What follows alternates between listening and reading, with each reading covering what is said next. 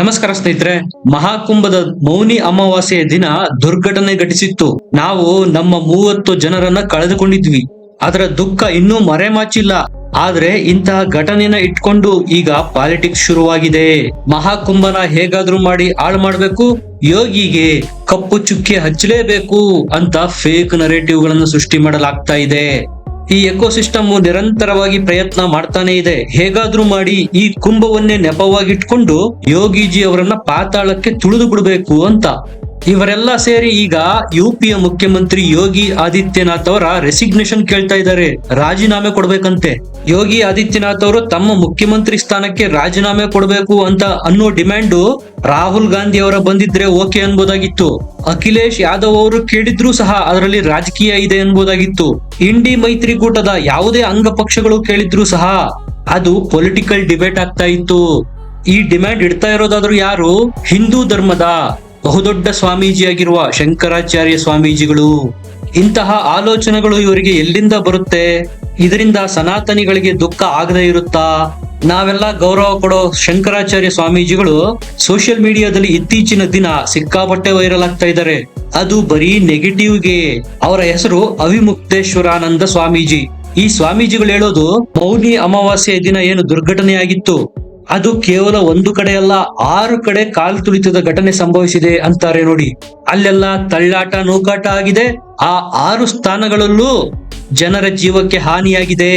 ಅವಿಮುಕ್ತೇಶ್ವರಾನಂದ ಸ್ವಾಮೀಜಿ ಅವರು ಹೇಳೋದು ಕೇವಲ ಸಂಗಮ್ ನೋಸ್ನಲ್ಲಿ ಮಾತ್ರ ನೂಕಾಟ ಕಾಲ್ ತುಳಿತದ ಘಟನೆ ಸಂಭವಿಸಿಲ್ಲ, ಅದನ್ನ ಬಿಟ್ಟು ಇನ್ನೂ 5 ಸ್ಥಳಗಳಲ್ಲಿ ಆಗಿದೆಯಂತೆ. ಇನ್ನು ಮುಂದುವರೆದು ಏನ್ ಹೇಳ್ತಾರೆ, ನಮಗೆ ಯೋಗಿ ಆದಿತ್ಯನಾಥ್ ಅವರು ಬೇಕಿಲ್ಲ, ಅವರು ರಾಜೀನಾಮೆ ಕೊಟ್ಟು ಬಿಡ್ಬೇಕಂತೆ. ಯಾಕಂದ್ರೆ ಅವರ ಆಡಳಿತದ ದಿನದಲ್ಲೇ ಈ ಘಟನೆ ಘಟಿಸಿರೋದ್ರಿಂದ ಅದರ ಹೊಣೆ ಹೊತ್ತು ಯೋಗಿ ರಾಜೀನಾಮೆ ಕೊಡ್ಬೇಕಂತೆ. ಇವರೆಲ್ಲ ಸೇರಿ ಯಾವ ರೀತಿ ನರೇಟಿವ್ ಸೃಷ್ಟಿ ಮಾಡ್ತಾ ಇದಾರಪ್ಪ ಅಂದ್ರೆ, ಪೂರ್ತಿ ಸಂತ ಸಮುದಾಯ ಯೋಗಿ ವಿರುದ್ಧ ನಿಂತಿದೆ, ಯೋಗಿ ಅವರ ವಿರುದ್ಧ ಕಠಿಣ ಕ್ರಮಕ್ಕೆ ಒತ್ತಾಯ ಮಾಡ್ತಿದೆ ಅನ್ನುವ ಅರ್ಥದಲ್ಲಿ ಬಿಂಬಿಸಲಾಗ್ತಾ ಇದೆ. ಇದೇ ಶಂಕರಾಚಾರ್ಯ ಸ್ವಾಮೀಜಿಯವರು ಒಂದು ಟಿವಿ ಡಿಬೇಟ್ ನಲ್ಲಿ ಸಂತರಾದವರು ಸುಳ್ಳು ಹೇಳೋದಿಲ್ಲ, ಅವರು ತಥ್ಯಾಧಾರಿತ ಮಾತನಾಡ್ತಾರೆ, ಯೋಗಿ ಅವರು ತಥ್ಯವನ್ನ ಮುಚ್ಚಿಡ್ತಾ ಇದ್ದಾರೆ ಅನ್ನುವ ಆರೋಪ ಮಾಡ್ತಾ ಇದ್ದಾರೆ ಶಂಕರಾಚಾರ್ಯ ಸ್ವಾಮೀಜಿಗಳು. ಹೌದು, ಶಂಕರಾಚಾರ್ಯ ಸ್ವಾಮೀಜಿಗಳು ನಿಜಾನೇ ಹೇಳ್ತಾ ಇದ್ದಾರೆ, ಸಂತರಾದವರು ಸತ್ಯವನ್ನು ಮುಚ್ಚಿಡೋದಿಲ್ಲ. ಈಗ ನೀವೇ ಹೇಳಿ, ಒಟ್ಟು 6 ಸ್ಥಳಗಳಲ್ಲಿ ಕಾಲ್ ತುಳಿತ ಆಗಿದೆ, ಸಂಗಮ್ ನೋಸ್ ಒಂದರಲ್ಲೇ ಅಲ್ಲ, ಇನ್ನೂ 5 ಜಾಗಗಳಲ್ಲಿ ಆಗಿದೆ ಅಂತ ಇದೇ ಶಂಕರಾಚಾರ್ಯ ಸ್ವಾಮೀಜಿಗಳು ಹೇಳ್ತಾರಲ್ಲ, ಆ 5 ಜಾಗಗಳ ಹೆಸರನ್ನು ಹೇಳ್ತಾರ? ಈಗ ಸದ್ಯ ಜೂಸಿ ಅನ್ನುವ ಇನ್ನೊಂದು ಸ್ಥಳ ಸಹ ಚಲಾವಣೆಯಲ್ಲಿದೆ, ಅಲ್ಲೂ ಸಹ ಕಾಲ್ ತುಳಿತ ಆಗಿತ್ತು ಅಂತ ಹೇಳಲಾಗ್ತಾ ಇದೆ. ಆದ್ರೆ ಅದಕ್ಕೆ ಅಧಿಕಾರಿಕ ಸ್ಪಷ್ಟನೆ ಇಲ್ಲ. ಓಕೆ, ಜೂಸಿನಲ್ಲೂ ಕಾಲ್ ತುಳಿತ ಆಗಿದೆ ಅಂತಾನೆ ಅನ್ಕೊಳ್ಳಿ. ಶಂಕರಾಚಾರ್ಯರು ಒಟ್ಟು 6 ಸ್ಥಳ ಅಂತ ಹೇಳಿದ್ದಾರೆ. ಉಳಿದ 4 ಸ್ಥಳಗಳ ಹೆಸರನ್ನಾದ್ರೂ ಹೇಳಿ. ಅದನ್ಯಾಕೆ ಮುಚ್ಚಿಡ್ತಾ ಇರೋದು? ಸ್ವಾಮೀಜಿಗಳು ಹೇಳೋದು ಯುಪಿಯ ಟಾಪ್ ಅಧಿಕಾರಿಗಳು ಹೇಳಿದಾರಂತೆ, ಸುಮಾರು 6 ಸ್ಥಳಗಳಲ್ಲಿ ಕಾಲ್ ತುಳಿತ ಆಗಿದೆ, ದುರ್ಘಟನೆ ಆಗಿದೆ, ಸಾವು ನೋವಾಗಿದೆ ಅಂತ. ಸರಿ, ಯಾವ ಅಧಿಕಾರಿ ಸ್ವಾಮೀಜಿಗಳಿಗೆ ಮಾಹಿತಿ ಕೊಟ್ಟಿದ್ದು? ಯಾಕೆ ಅವರ ಹೆಸರನ್ನು ಮುಚ್ಚಿಡ್ತಾ ಇದ್ದಾರೆ? ಪ್ರೈವೇಸಿ ಪರ್ಪಸ್ ನೀವು ಅವರ ಹೆಸರನ್ನು ಹೇಳದೆ ಹೋದ್ರೂ ಪರವಾಗಿಲ್ಲ, ಉಳಿದ 4 ಸ್ಥಳಗಳ ಹೆಸರನ್ನಾದ್ರೂ ಹೇಳ್ಬಹುದಲ್ಲ.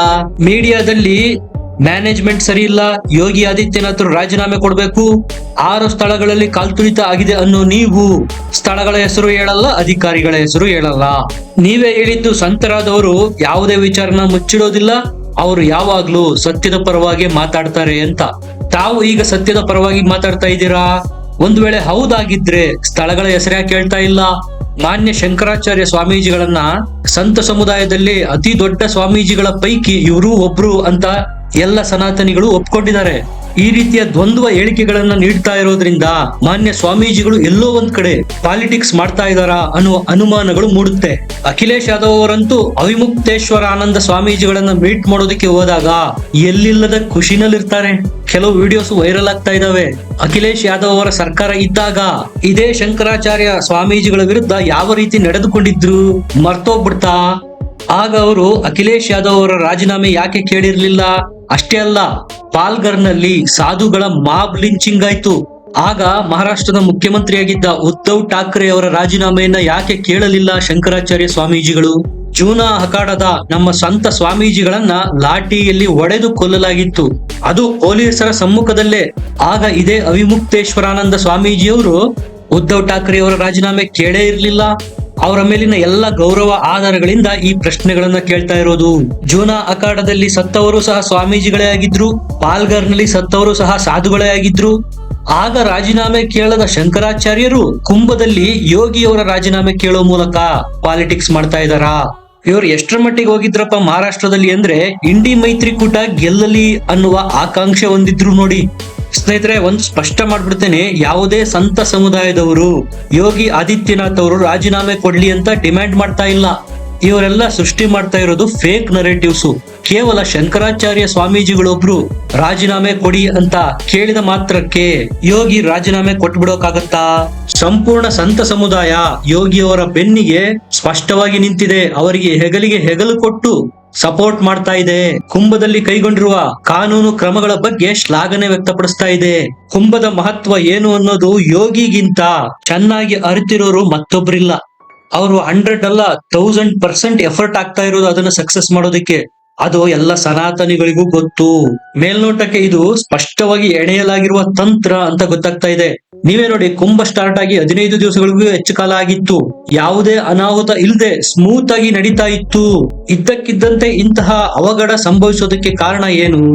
ಪ್ರತಿದಿನ ಕೋಟ್ಯಾಂತರ ಜನ ಬರ್ತಾ ಇದಾರಲ್ಲ. ಇಂತಹ ಕುಂಭ ಯಾವುದೇ ಕಪ್ಪು ಚುಕ್ಕೆ ಇಲ್ಲದೆ ಮುಕ್ತಾಯಗೊಂಡ್ಬಿಟ್ರೆ ಯೋಗಿಯ ಪಾಪ್ಯುಲಾರಿಟಿ ಮತ್ತಷ್ಟು ಹಿಮ್ಮಡಿಯಾಗುತ್ತೆ. ಇದರ ಮಧ್ಯೆ ಬಂದ ವಿಚಾರ, ಕೆಂಪು ಬಾವುಟ ಹಿಡಿದ ಯುವಕರು ಓಡಿ ಬಂದ್ರು, ತಳ್ಳಾಟ ನೂಕಾಟ ನಡೆಸಿದ್ರು ಅನ್ನುವ ವರದಿಗಳು ಸಹ ಆಗಿದೆ. ಇದನ್ನ ನಂಬದೇ ಇರೋದಕ್ಕೆ ಹೇಗೆ ಸಾಧ್ಯ? ಪ್ರತ್ಯಕ್ಷದರ್ಶಿಗಳು ಈ ವಿಚಾರನ ತಮ್ಮ ಬಾಯಿಂದಲೇ ಹೇಳಿರೋದನ್ನ ನೀವು ಕೇಳಿರಬಹುದು ಸಾಮಾಜಿಕ ಜಾಲತಾಣಗಳಲ್ಲಿ. ಕುಂಭದ ಸಕ್ಸಸ್ ನ ನೋಡಿ ಉರಿದುಕೊಳ್ತಾ ಇರೋ ಒಂದು ಎಕೋಸಿಸ್ಟಮ್ ಇದೆ. ಅದು ಮತ್ತೆ ತನ್ನ ಟೂಲ್ ಕಿಟ್ ನ ಆಕ್ಟಿವ್ ಮಾಡಿದೆ ನೋಡಿ.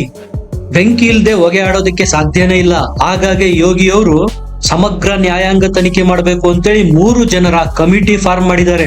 ತನಿಖೆ ರೂಟ್ ಲೆವೆಲ್ ವರೆಗೂ ಹೋಗಬೇಕು. ಅನಾಹುತಕ್ಕೆ ಕಾರಣವಾದವರಿಗೆ ಅತಿ ಕಠಿಣ ಸಜೆ ಆಗಬೇಕು. ಯೋಗಿಯವರು ವಿವಿಐಪಿಗಳಿಗೆ ಸ್ಪೆಷಲ್ ಪ್ರೋಟೋಕಾಲ್ ಕೊಡ್ತಾ ಇದ್ದಾರೆ, ಸಪರೇಟ್ ವ್ಯವಸ್ಥೆ ಮಾಡಿದ್ದಾರೆ, ವಿವಿಐಪಿ ಝೋನ್ ಗಳನ್ನ ಮಾಡಲಾಗಿದೆ. ಅಂತೆಲ್ಲ ದುಷ್ಪ್ರಚಾರ ಆರೋಪಗಳನ್ನು ಮಾಡಲಾಗಿತ್ತು. ಮೌನಿ ಅಮಾವಾಸ್ಯೆಯ ದಿನ ಯಾವುದೇ ವಿವಿಐಪಿ ಮೂವ್ಮೆಂಟ್ಸು ಇರ್ಲಿಲ್ಲ, ಯಾವುದೇ ವಿವಿಐಪಿ ಪ್ರೋಟೋಕಾಲ್ಸು ಇರ್ಲಿಲ್ಲ. ಎಷ್ಟು ಸುಳ್ಳು ಹೇಳ್ತಾರೆ ನೋಡಿ. 2013ರಲ್ಲಿ ಅಧಿಕಾರದಲ್ಲಿದ್ದವ್ರು ಯಾರು? ಸಮಾಜವಾದಿ ಪಕ್ಷ. ಆಗ ಸತ್ತವರ ಸಂಖ್ಯೆ ಎಷ್ಟು ಗೊತ್ತಾ? 36. ಆಗ ಕುಂಭದಲ್ಲಿ ಭಾಗವಹಿಸಿದ್ದವರ ಸಂಖ್ಯೆ 80 ಮಿಲಿಯನ್. ಈಗ ಕುಂಭದಲ್ಲಿ ಭಾಗವಹಿಸ್ತಾ ಇರೋರ ಸಂಖ್ಯೆ 400ರಿಂದ 450 ಮಿಲಿಯನ್.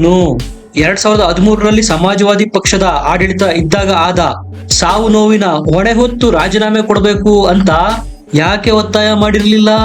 ಅಷ್ಟೇ ಯಾಕೆ, ಸ್ವತಂತ್ರ ಭಾರತದ ನಂತರ ನಡೆದ ಪ್ರಥಮ ಕುಂಭಮೇಳದಲ್ಲಿ ಪಂಡಿತ್ ಜವಾಹರ್ಲಾಲ್ ನೆಹರು ಸಹ ಭಾಗವಹಿಸಿದ್ರು. ಆ ಕುಂಭದಲ್ಲಿ ಆದ ದುರ್ಘಟನೆಯಲ್ಲಿ 800 ಜನ ಸಾವಾಗಿತ್ತು. ಆಗ ಕೇಳಿದ್ರ ರಾಜೀನಾಮೆನ?